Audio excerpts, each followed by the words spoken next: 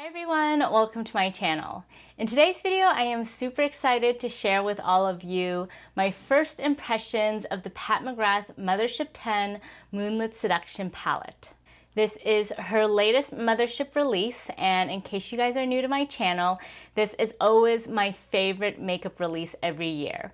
I own all of her Mothership palettes and almost all of her other products as well, so if you're interested in seeing my initial impressions of this new palette, then just stick around.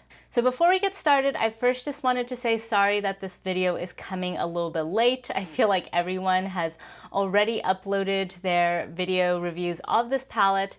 I have not actually watched any of those reviews though, so today's review will be totally fresh. But unfortunately, it did take a while for this palette to get to me, and also I have been traveling over the past couple of weeks, so I finally got around to actually filming with this, and I am very excited to try this out today with you guys. But before we launch into that, let me just talk a little bit about my initial impressions of this palette so you know where I'm coming from. So I must admit, when this palette first dropped, I was a little bit disappointed. So let's first just talk about the box itself. So the box is gorgeous. I mean, this is a really beautiful sort of pinky gold theme on this box. But between the fact that we have so many rose and gold from Pat McGrath, and also I feel like this is very similar in style to Utopian Dream, I was a little bit disappointed in terms of how this looked. So of course Utopian Dream's box is much more bright baby pink with a little bit of purple, whereas this is much more neutral in tone. But you can see that the box designs are actually very similar. So the overall design kind of looks the same. You have the jeweled lips, you have the flower crown with the stars shooting out of it. So it's more like they removed the little microphone on this one and then just changed the color story a little bit. But it did feel a tiny bit lazy to me, given how her previous boxes often looked very different from each other. So when she first dropped the box, I was not that excited. And then when the palette itself dropped, I will say when I first saw the pictures, I was like, oh no, here we have another kind of rosy gold toned palette. I will say though, now seeing the palette in person, it does look a bit more different from the Divine Rose family and Utopian Dream than I initially anticipated. So let me give you guys a close-up.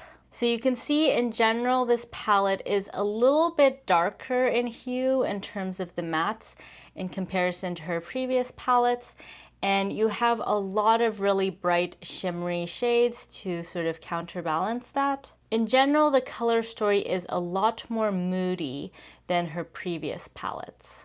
In case you guys are interested in palette comparisons, I will be filming a very in-depth comparison swatch video. So definitely let me know down in the comments if you'd be interested in that kind of video, and also subscribe so you can be notified when my future videos come out. But just because I personally cannot wait any longer, I do want to quickly just hold up some of the palettes next to each other just so you can see how they compare.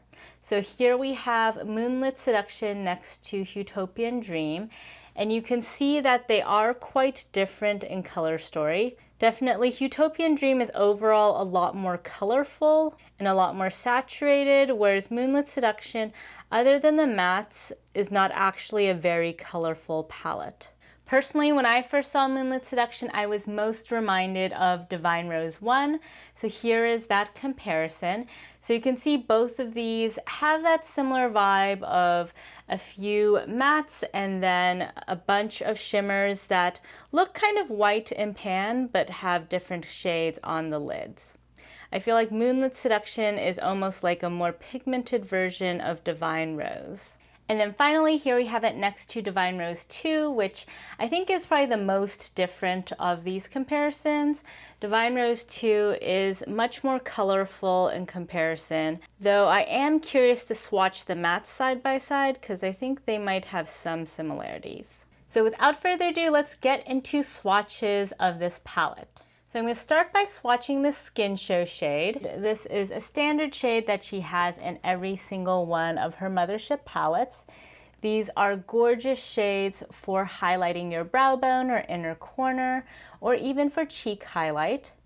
This one looks very bright and white on the skin, so I guess it's really going for that moonlit theme. Next, I want to swatch these 3 mattes next to each other just so we can compare them in terms of depth. In case you're new to Pat McGrath Mothership palettes, she always has either 2 or 3 matte shades. This palette is somewhat unique in that usually if she has 3 matte shades, one will be really light, one will be more in the medium spectrum, and then one will be very deep. Looking at these 3 here, they're a lot more similar in depth than she normally goes. These 2 in particular are basically the same depth, and then this one of course is a lot deeper. So that'll be interesting to see on the lids, because definitely upon swatch, these 2 don't look as dissimilar from each other as her mattes typically do.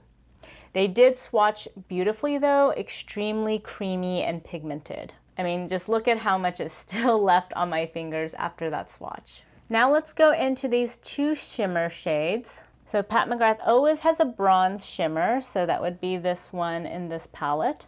And then this time she has a really bright silvery taupe. That's really beautiful.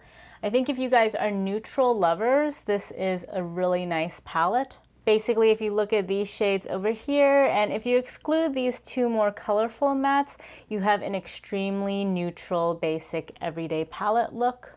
These 2 shimmers are also a little bit more high impact than her typical metallic shimmers, so you will get some nice glow even if you don't dip into the Blitz Astral shades. So now let's get into the 4 most exciting shades for any Pat McGrath palette.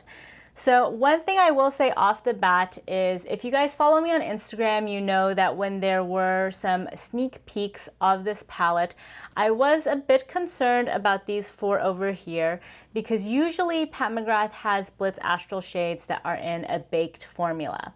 And that's one of the really great selling points of her Mothership palettes, because these baked formulas tend to be more expensive and luxe feeling.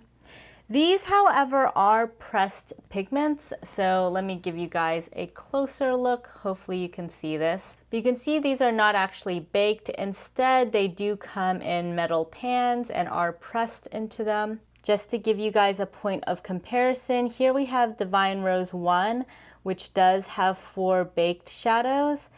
I'm not sure how well this will translate in the camera, but hopefully you can see that these shades are a bit more 3-dimensional. They stand out of the pan slightly, and there is no metallic pan around them. Whereas if you look at Moonlit Seduction, these are pressed into a metal pan. Another way to see this is when I press into the pans in Divine Rose 1, you can tell that these are hard. And so even though I get a lot of pigment out of them, you don't see any sort of indentation in pan, whereas I think you'll see here, yeah, so you can tell when I pressed into that there is a tiny bit of indentation, although this shade is really, really beautiful.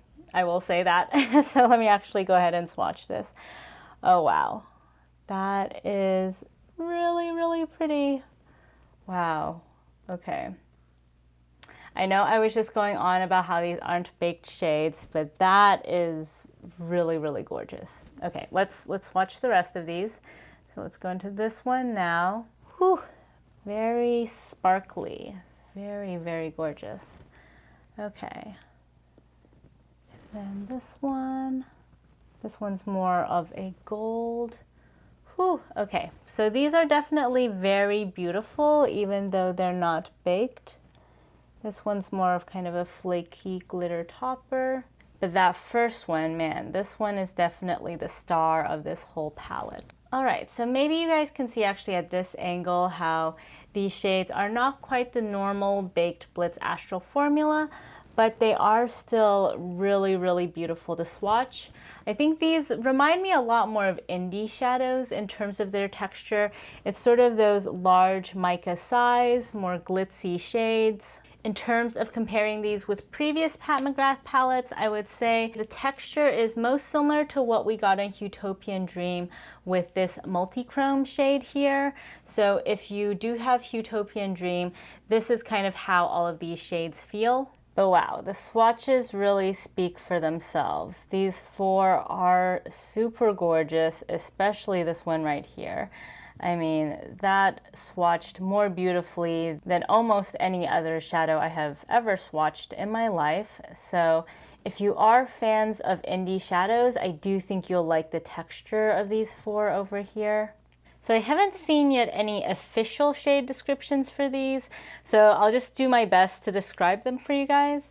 So here we have Skin Tense Glow, which is a really bright white gold champagne shade. And then we have Rosewood Romantique. This is a peachy rose. It's more on the medium side of the spectrum. And then we have Plum Cabaret, which as the name suggests is a plum matte. Then we have Extreme Nocturne. This is a charcoal matte. I'm curious how this compares to the matte in Moonlight Seduction. It's definitely a little bit lighter than the black mattes in Motherships 1 through 3. Then we have Bronze Devotion, which is sort of a standard bronze metallic with a brown base to it. Platinum Dusk is a silvery taupe metallic. VR Sextasy is a gorgeous multi-chrome that shifts from burgundy to blue to green. Then we have Blitz Venus, which is a rose gold, highly shimmery shade. I'm curious how this compares to the shade in Bronze Seduction. Then we have Astral Gold Lust. So Pat McGrath always has a astral shade that is gold. This one is a little bit more muted bronze gold in comparison to her other golds. And then finally we have Astral Lilac Aura. This one has a pretty subtle lilac tint to it. I would say that it mostly comes across more as white champagne. So with the swatches out of the way, let's get into demoing this palette. So I'm going to start off with a Rephr number 27 brush and go lightly into this Rosewood shade. I think this and the Plum Cabaret are basically your two options for transition shades. Since this is a little bit deeper than the typical Pat McGrath transition shades, I'll be interested in seeing how easily this blends out. And I do have my ABH primer on my lids today, so I anticipate these shadows should be able to glide on without any issues. Okay, so that's looking pretty good so far. I think that diffuses pretty well, even though it's relatively pigmented. So that's great because I was a little bit worried that this might be like Bronze Seduction, where I find the mattes are a little bit tricky to blend out for a transition shade. But so far so good. I think that's looking pretty good. I will say though, having this on the lid right now, I feel like it looks almost like I put this plum shade on. If you guys can tell, it looks pretty plummy even though I put on this shade. So actually that piques my curiosity. Let me go in with the Sonia G Classic Crease with this shade and actually try this on the other eye. At first I was going to do just one look on both eyes, but I think because there's just so many shimmery shades in this palette, it'll be helpful to do two separate looks and compare them. So let's see how well this Plum Cabaret does as a transition shade. Blending out reasonably well. So here we have the two different mattes on my lids, and you can tell a difference. I think this side definitely looks more plummy in comparison to this side. It'll be interesting to see how the final looks shape up, if they're different enough from each other. But in case you're curious about the difference between these two shades, this is how they look on the eyes. So now cleaning off that classic crease, I'm going into this Nocturne shade. And I'm going to use this on both sides since this is our one deepening shade. So let's see how well this blends out. Usually in my experience, Pat McGrath is pretty good at making deeper shades. I really like her black matte shades. Even though they are very pigmented, they still blend out very seamlessly. So hopefully it's the same with this guy over here. Okay, I tried sweeping that a little bit in the crease, and I feel like in the crease it is looking a hair muddy, but that's okay. We will cover that up with shimmer. Let me actually go back in and just amp up some of the transition shade, because I feel like there is kind of a stark difference between this darkest shade and the transition shades, so you might need to spend a little bit of effort just getting them to blend into each other, because the charcoal shade is just a little bit cooler toned than either of these mattes. Both of the mid-tone mattes have a little bit more warmth to them, so I do think there is a little bit of challenge getting them to meld together. So yeah, I think this is looking good, but maybe slightly less easy to blend together than I'm used to with Pat McGrath. So let's return to that later on in today's look. So next up, I'm going to go in with this bronzy shade, and I'm going to use this sort of on the outer portion of this lid. That's a really pretty shade. And then on the other eye, I'm going to go in with the silvery taupe shade. So this one over here. Basically, this is going to be my cooler toned eye, and this is going to be my warmer toned eye. But I think these metallics are really beautiful. Especially this one over here is quite shimmery, even though it's not a Blitz Astral shade.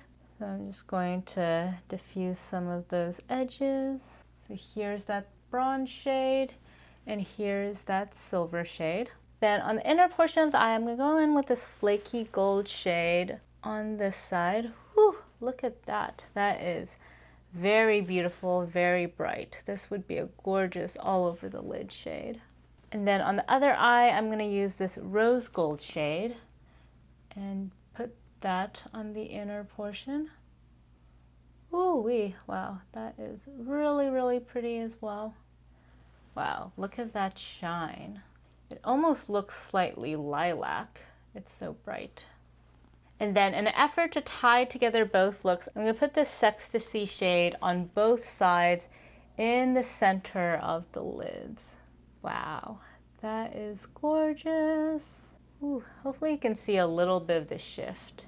Ooh, wow, that is a party on the lids. I mean, I almost don't care how the mattes look at this point because this is just so pretty. Wow. Whew, look at that shine. So I mean, now that they're all next to each other, I don't think you can see a huge difference between the two eyes. But wow, that really completes the look. That's so much fun. And then taking my Rephr number 3 brush, I'm going in a little bit into this lilac shade and putting this on the inner corners, just for a little hint of light. Ooh, that is really cute. Okay, I think you can see a little bit more of the lilac actually when I put it on the skin. Ooh, wow. I will say these shades are very flaky, so I did get a little bit of fallout on my dress when I was swatching them, but they do adhere nicely to the lids.